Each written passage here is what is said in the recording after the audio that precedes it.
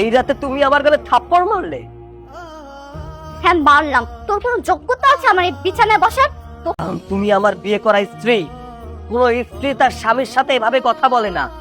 আর তাছাড়া আমি কিন্তু তোমাকে জোর করে অশিক্ষিত গাড়িয়া খ্যাত কোথাটা, তোকে কি আমি কোথাও নিয়ে যেতে পারবো? না পারবো কোথাও মুখ দেখাতে, যার কোনো স্টাইল নেই। অশিক্ষিত না, আমি আমার গ্রামের কলেজ থেকে অনার্স পাশ করেছি। আর কোনো অনার্স পাশ করা ছেলেকে কেউ অশিক্ষিত লেভেলের। যাই হোক, তোকে আমি স্বামী হিসেবে কখনোই মানতে পারবো না। আর তুই এই মুহূর্তে এই রুম থেকে বের হয়ে যা, এটাই হবে। তোমার এতই অপছন্দ ছিল, তাহলে বিয়ের আগে কেন বলনি? তাহলে তো আজকে এই দিনটা দেখতে হতো না। তোর কোনদিন দেখতে হবে? আমি তোমাকে বলেছি না, আমি এই রুম থেকে কোথাও যাব না। আজ আমার পুরুষত্ব দেখাতে গেলে টাকা লাগে। আছে তোর কাছে কোনো টাকা? নেই। আর যদি থেকে থাকে তাহলে দেনমোহরের 5 লাখ টাকা পরিশোধ করতে না পেরে উনি আসতে বাসর করতে। আখি, তুমি খুব ভালো করেই জানো আর কোনো প্রয়োজন নেই। যখন ভালো ইনকাম করব তখন দিনমোহর দিয়ে দিই। তুই কি আমাকে বিয়ে করেছিস নাকি আমার বাবাকে বিয়ে? যতদিন পর্যন্ত টাকা পরিশোধ করতে না পারবি ততদিন পর্যন্ত এসব বিষয় মাথা থেকে ছেড়ে ফেল। ঠিক আছে, আমি ওয়াদা। বউকে তার পাওনা বুঝিয়ে দিয়ে তারপরে বউয়ের কাছে। কেন রে, আমি আবার কি করলাম? হ্যাঁ রে বেটা, ঢাকা সরাসরি কত 2 দিন হয়েছে, ঠিক মতো করে চিনস না? কিছুদিন হলো আমি গ্রাম থেকে শহরে এসেছি। হাতে তো কোনো চাকরি ছিল না। চাকরির জন্য রাস্তায় রাস্তায়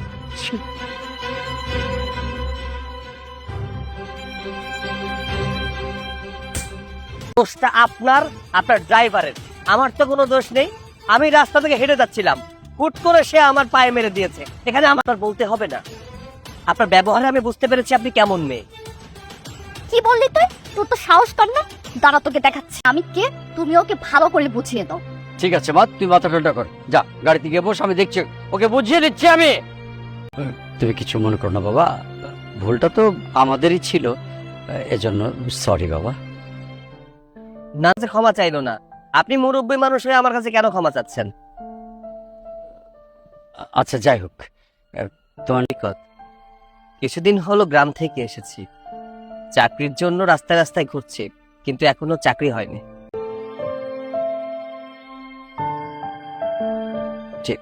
এই নিন। ঠিক আছে, আর তুমি আমার প্রশ্ন করতে পারি তাহলে আমি তোমাকে কল দিয়ে জানাবো। হ্যাঁ ঠিক। অনুসলাম, সাবধানে যেও।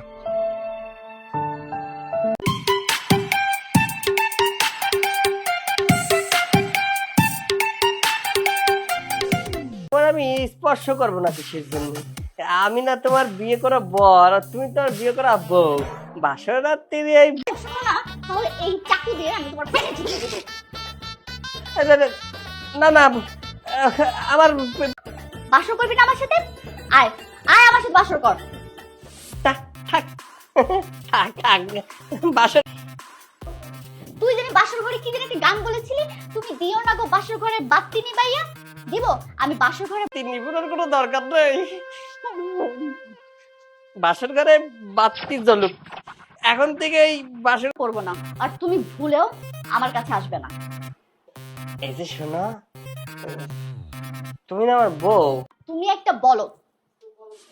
তুমি আমার বলদ করছো।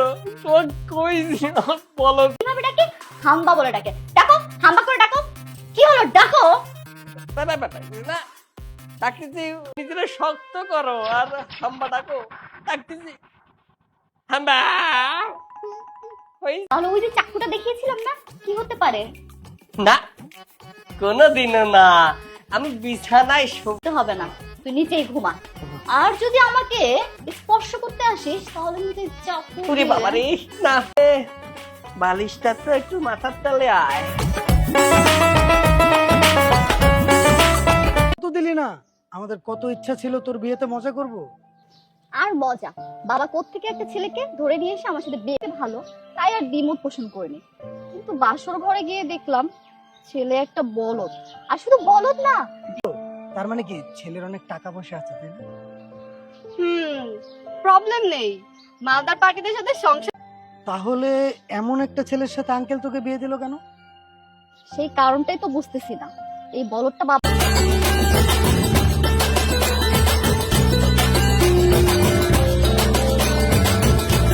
আর এই হ্যাতিরা কারা? তোমার বন্ধু বান্ধব নাকি? আরে দোস্ত, এটাই আমার জামাই। একটা বিষয় কিন্তু বুঝতে পারতেছি না, আমার দিকে না হা কুড়ি টাকায় তোমার কি শার্ট নেই? শার্ট গেঞ্জি দুজে পরেই বের হয়েছিলাম, বুঝছাও? ওই গায়ে শার্টটা ছিল তো, এই জন্য এটা ঘাড়ে বাঁধতে দিছি, সুন্দর লাগতেছে না? ওই শার্টের কথা কইছো না, ওই রাস্তার ওই একটা পাগল আছে, ওই এর জন্য আর কি শার্টটা গায়ে নেই, বুঝছাও? তুমি তো দেখি অনেক বড় দাঁড়িয়ে। প্যান্ট ছিল। ওই যে সামনে একটা ল্যাংটু পাগল থাকে, তার তো প্যান্ট নেই, তোমার প্যান্টটা খুলে দাও। আমার তলে কিছু পরি নাই, আমার মা নিজে চলে যাবে রে। আল্লাহ খুদা দুহাই লাগে, শাড়ি দাও, খাই দিল।